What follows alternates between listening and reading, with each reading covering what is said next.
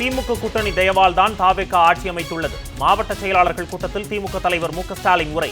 சூரியன் ஒருபோதும் மறையாது, திரும்ப உதித்தே தீரும் என உறுதி.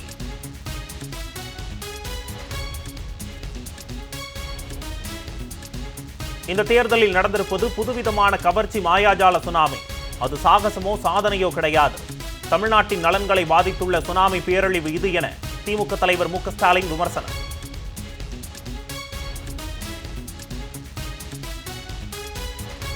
மே மாதத்திற்கான கலைஞர் மகளிர் உரிமை தொகை நாளை வங்கிக் கணக்கில் வரவு வைக்கப்படாது. முதலமைச்சர் விஜய் உத்தரவால் திராவிட மாடல் ஆட்சியில் பலன் பெற்று வந்த 1,31,00,000 மகளிர் அதிர்ச்சி. மறுசீரமைப்பு என்ற பெயரில் உரிமை தொகை பெறுவோரின் எண்ணிக்கையை குறைக்க திட்டமிட்டுள்ளதாகவும் புகார்.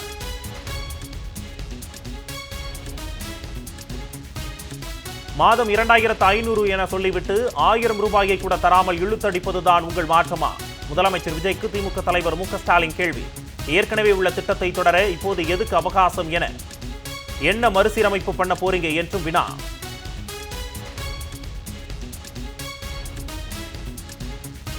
நீட் முறைகேட்டில் கைதான பாஜக நிர்வாகி தினேஷ் பிவால் கடந்த ஆண்டும் நீட் மோசடியில் ஈடுபட்டிருக்கலாம் என சந்தேகம். நீட் மோசடியில் பெரும் தலைகள் காப்பாற்றப்பட்டுள்ளதாக பாஜக நிர்வாகி வாக்குமூலம்.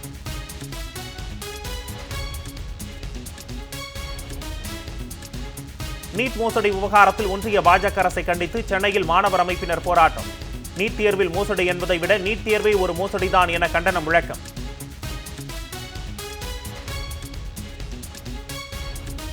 சட்டப்பேரவை தலைவரை தனித்தனியாக சந்தித்த இபிஎஸ் மற்றும் வேலுமணி தரப்பு.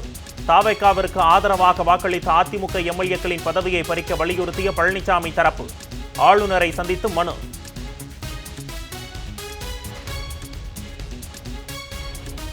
(2019) முதல் கூட்டணியில் தொடர்ந்து வரும் தோழமை கட்சிகளின் தலைவர்கள், நிர்வாகிகள், தொண்டர்களுக்கு திமுக தலைவர் மு க ஸ்டாலின் நன்றி.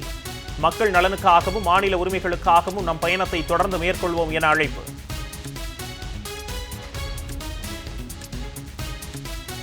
தமிழ்நாடு பத்திரப்பதிவுத்துறை தலைவரின் சுற்றறிக்கை மற்றும் வாய்மொழி உத்தரவால் ஆண்டுக்கு 1000 கோடி அரசு வருவாய் இழக்கும் அபாயம்.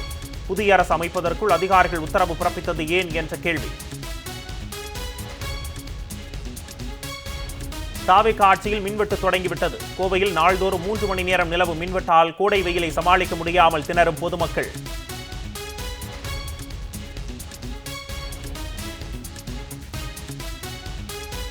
மாற்றுத்திறனாளிகள் குறித்து அவதூறு பேசிய தாவேக அமைச்சர் கீர்த்தனாவுக்கு பல்வேறு தரப்பினரும் கடும் கண்டனம்.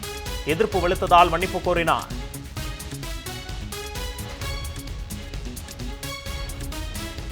கேரளத்தின் புதிய முதலமைச்சராக வி.டி. சதீசன் தேர்வு.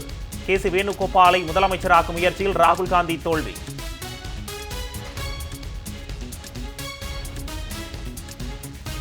திடீரென தாவேகாவுடன் காங்கிரஸ் கூட்டணி அமைத்திருப்பது மிகப்பெரிய கொள்கை சந்தேகத்தை உருவாக்கியுள்ளது. காங்கிரஸ் கட்சியிலிருந்து விலகுவதாக அலிம் அல் புகாரி அறிவிப்பு.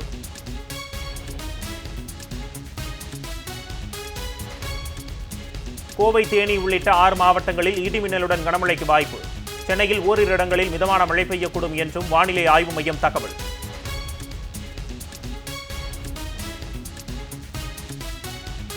ஐபிஎல் தொடரின் இன்றைய ஆட்டத்தில் பஞ்சாப், மும்பை அணிகள் பலப்பரட்சை.